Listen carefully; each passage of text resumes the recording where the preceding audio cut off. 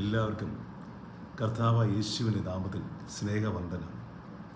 പ്രിയ സഹോദരങ്ങളെ, നിങ്ങളെല്ലാവരെയും യേശുവിൻ്റെ നാമത്തിൽ ഈ 1.5 മണി പ്രാർത്ഥനയിലേക്ക് ഞാൻ സ്വാഗതം ചെയ്യുന്നു.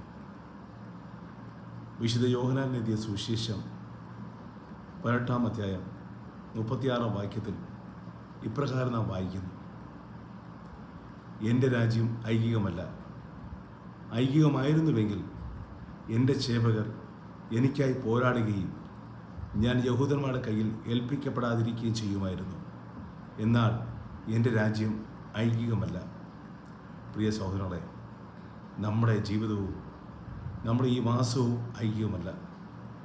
നാം കർത്താവിൻ്റെ അസ്വർഗീയ ഭവനത്തിലേക്ക് പോകേണ്ടവരാണ്.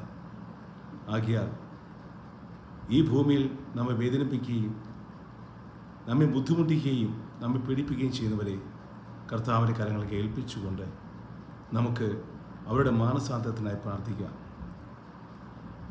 നമ്മുടെ ഓരോ പ്രവൃത്തിയും ആത്മനന്മയ്ക്കായി ഉതകുന്നതായിരിക്കണം. നമുക്ക് ചുറ്റുമുള്ളവർ നമ്മുടെ പ്രവൃത്തിയിൽ കണ്ട് നമ്മുടെ കർത്താവിലേക്ക് ആകർഷിക്കപ്പെടുവാൻ ഇടവരുത്തുകയും വേണം. ആകയാൽ പ്രിയ സഹോദരങ്ങളെ, നമ്മളെ എതിർക്കുന്നവരെ എതിർക്കാതെ അവർക്ക് വേണ്ടി പ്രാർത്ഥിക്കാം. കർത്താവായ യേശു നമ്മയും നമ്മുടെ കുടുംബത്തെയും അവിടുത്തെ സ്വർഗരാജ്യത്തേക്ക് ചേർക്കുമാറാകട്ടെ. ആമേൻ.